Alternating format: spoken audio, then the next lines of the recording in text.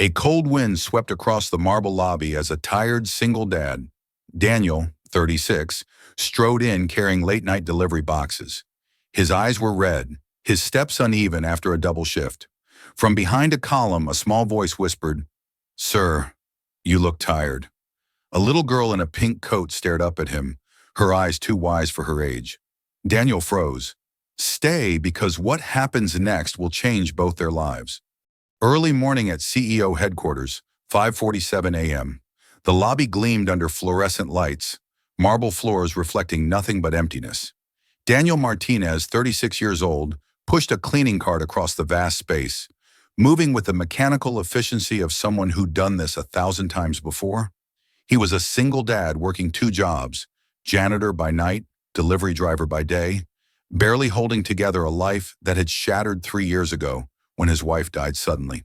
Now it was just him and Lily, his 6-year-old daughter, navigating a world that felt too big and too expensive. Quick flashes of his life painted the picture.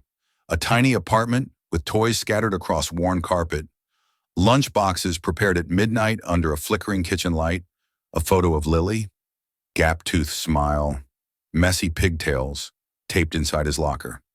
He hid exhaustion well, straightening his shoulders when people passed, forcing smiles when security guards made small talk.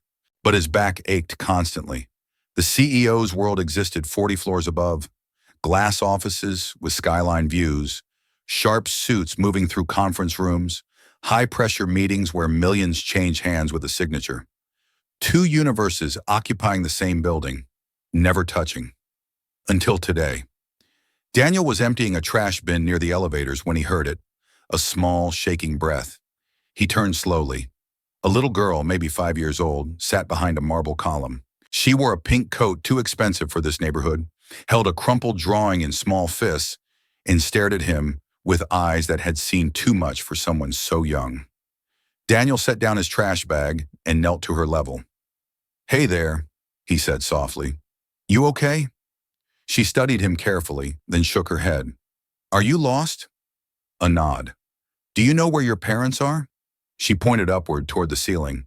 "Daddy works up there, but he's too busy." A security guard approached, recognizing the girl immediately. "That's Emma," he whispered to Daniel, "the CEO's daughter. She slips away during visits sometimes." Daniel looked back at Emma, this tiny girl with designer clothes and hollow eyes, sitting alone in a massive building because her father was too busy. He sat beside her on the cold marble floor. "What's that?" he asked gently, nodding toward the drawing. Emma unfolded it slowly, a crayon sketch of a man alone in a big office and a small girl standing far away, both colored in dark blues and grays. Daniel's chest tightened. "You're a good artist," he said quietly. Emma stared at him intently. "You remind me of my dad," she whispered, before he stopped smiling. Daniel blinked, caught off guard. "Does your dad get tired too?" she asked. "Yeah," Daniel admitted. "Yeah, he does. So does he have someone who hugs him?" The question hit like a physical blow. Daniel thought of Lily, of coming home to her small arms around his waist, the only thing that kept him going most days. "I have my daughter," he said. "She gives pretty good hugs." Emma's eyes filled with tears. "My daddy doesn't hug anymore." Daniel didn't know it yet, but this tiny encounter would pull him straight into the center of the CEO's life. Daniel stood, offering his hand. "Let's get you back to your dad, okay?" Emma hesitated, then slipped her small hand into his. They walked toward the executive elevators, Emma's pink shoes clicking softly against marble.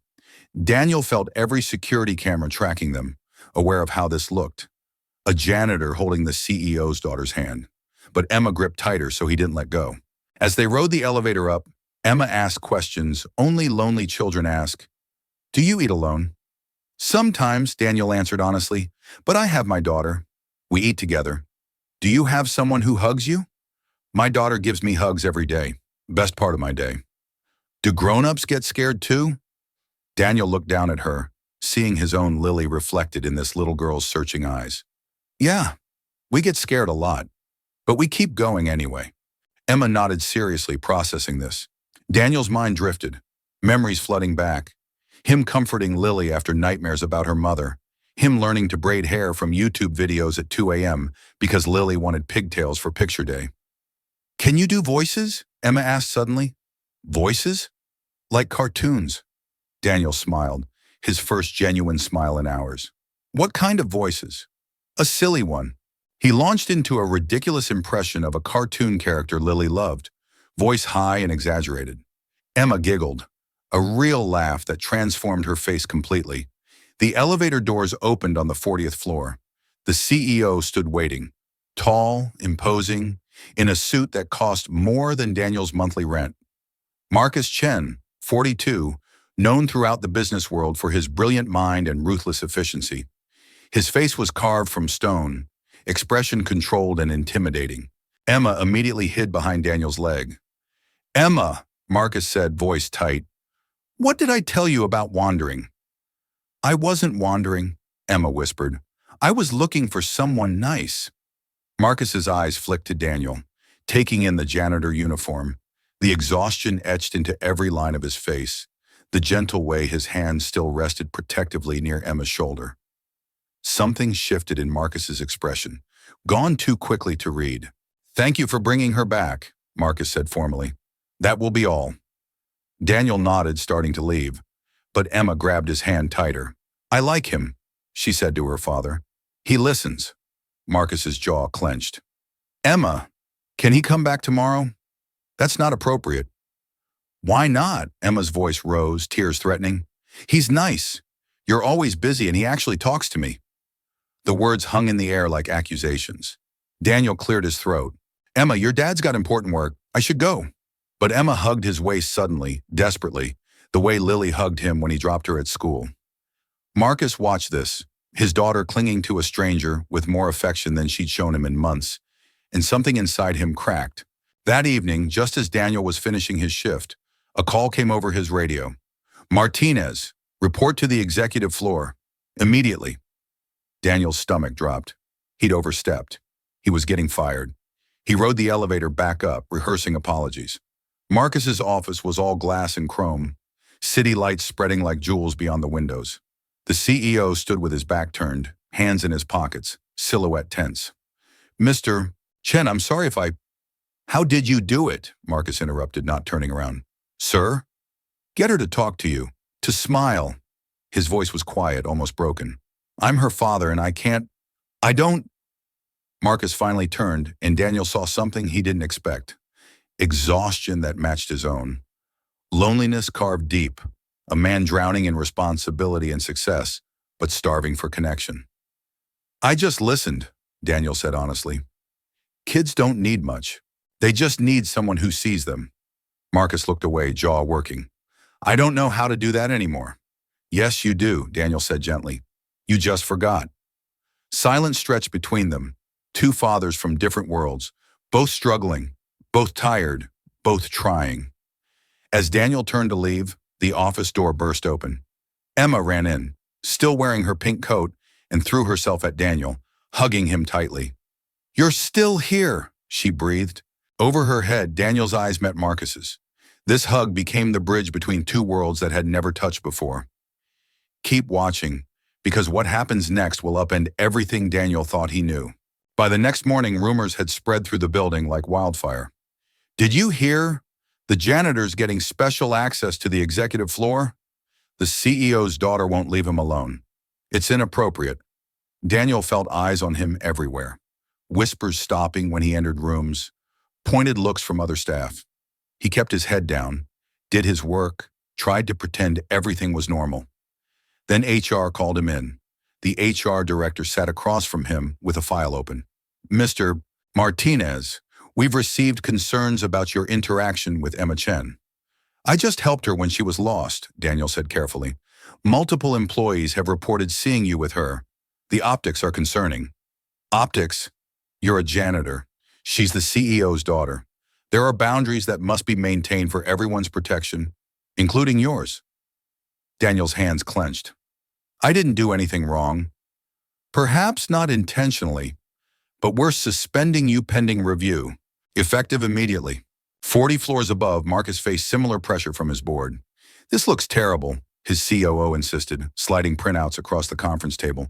Social media is already speculating. It makes you look weak. I don't care how it looks, Marcus said coldly. You should. Investors are asking questions. Some board members are suggesting we terminate the employee immediately. His name is Daniel, Marcus snapped. And he showed my daughter more kindness in 5 minutes than this entire company has shown in 5 years. But the pressure mounted. Photos leaked online. Daniel and Emma in the lobby, holding hands. The internet exploded with speculation, judgment from strangers who knew nothing about the situation. Emma saw the photos on a tablet someone left in her father's office. She read the comments, cruel, dismissive, attacking Daniel. She broke down completely, sobbing in a way that terrified the nanny. When Marcus came home that night, Emma was inconsolable. They're saying mean things about him, she cried. They're going to make him go away. Daddy, please. He's the only one who... She couldn't finish, drowning in tears. Marcus held his daughter, feeling her shake, and realized he'd been so focused on protecting his image that he'd forgotten to protect what actually mattered. The next day, Daniel arrived at the building to collect his final paycheck. He found Marcus in the lobby, not in his office, not in a meeting, but standing in the exact spot where Emma had first approached Daniel days ago. Mr. Chen, Daniel said quietly. Marcus turned. They want me to fire you. I know. They say you're a liability, a PR problem. Daniel nodded, accepting it. But my daughter won't eat, Marcus continued, voice breaking. She won't talk. She keeps asking when you're coming back. He stepped closer, eyes red-rimmed. And I realized something. She's been asking me that same question for 3 years. When are you coming back, Daddy? And I never heard it until now. Daniel said nothing, just listened. You were right, Marcus admitted. She doesn't need money or all the things I've been killing myself to provide. She needs me. Actually present, actually listening, actually there. Tears slipped down his face. I don't know how to fix this. Daniel's voice was gentle but firm. Start by being there. Not perfect. Not when work slows down. Now, today. Show up for her the way you'd show up for the most important meeting of your life. Because she is. Marcus stared at him. This janitor with worn clothes and tired eyes who somehow understood everything Marcus had forgotten. Our kids don't care who we are out there, Daniel said, gesturing toward the world beyond the glass doors. They care who we are to them. The words hung between them, truth too simple and too hard all at once. Finally, Marcus nodded. Help me, he whispered. Please, I don't want to lose her. Daniel extended his hand. Then let's start over. Not CEO and janitor, just 2 dads trying to do better. Marcus shook it, gripping tight like a lifeline. The next board meeting was tense. Marcus walked in 15 minutes late, unprecedented for him, and didn't apologize. I'm reinstating Daniel Martinez, he announced, effective immediately, with a formal apology and back pay. Marcus, I'm also implementing new policies around work-life balance and employee dignity. He looked around the table. This company has forgotten what it's supposed to be for. It's not just about profit, it's about people. He stood. Now, if you'll excuse me, I have a lunch date I can't miss. For the first time in 3 years, Marcus Chen walked out of a meeting early. He found Emma in the company garden, a small rooftop space now hosting a picnic blanket spread with sandwiches and juice boxes. Daniel sat beside her, Lily on his other side. The 2 girls were coloring together, giggling over shared crayons. Marcus approached slowly, suddenly nervous. Emma looked up. Her eyes went wide. Daddy? I'm here, he said softly, kneeling on the blanket. I'm sorry I wasn't before. Emma launched herself into his arms, crying and laughing simultaneously. Marcus held her tight, breathing in the strawberry shampoo scent of her hair, feeling how small she was, how much time he'd missed. Over the following weeks, Daniel became an unexpected mentor. He showed Marcus how to pack a proper kid's lunchbox, not catered meals, but simple sandwiches cut into shapes that made kids smile. He taught him the bedtime routine rhythm. He demonstrated the art of really listening. In return, Marcus offered Daniel a new position, facilities director, with better hours, better pay, and the respect his work had always deserved. I don't need charity, Daniel said carefully. It's not charity, it's recognition. A month later, The four of them sat together in that same rooftop garden, a Sunday afternoon tradition they'd started. Emma braided flowers into Lily's hair, while Daniel showed Marcus how to throw a football. At one point, Emma grabbed Daniel's hand on one side and her father's on the other. "Daddy," she said, voice clear and happy, "you're not tired anymore." Marcus looked at her, really looked, and saw the light back in her eyes, the confidence in her posture, the joy that had been missing for so long. Then he glanced at Daniel, who smiled and nodded back. Two fathers from completely different worlds, who'd found common ground in the most important job either of them had, being present for their kids. "Thank you," Marcus mouthed. Daniel shook his head slightly. "Thank you." Because the truth was, they'd saved each other. Daniel had reminded Marcus what mattered, and Marcus had given Daniel hope that good work and kind hearts still counted for something. Lily tugged on Daniel's sleeve. "Dad, can Emma come over for dinner?" "Of course," Daniel said. "I'll bring dessert," Marcus offered. "Is pizza okay?" Emma and Lily cheered in unison. Daniel laughed, a real laugh, full and genuine. "Pizza's perfect." The final scene faded on the marble lobby where it all began, but now it looked different. Warmer somehow. Daniel walked through at 6 p.m. instead of midnight. Marcus passed by on his way out, carrying his briefcase in one hand and Emma's backpack in the other. They nodded to each other, friends now, partners in the shared mission of being better fathers. Outside, the city glowed with evening light. Two little girls ran ahead, laughing, while two tired dads followed behind. Not perfect, but present. Family, connection, second chances. Love. Subscribe to Sue Stories for more heart-touching cinematic tales of hope, redemption, and the unexpected connections that change lives forever.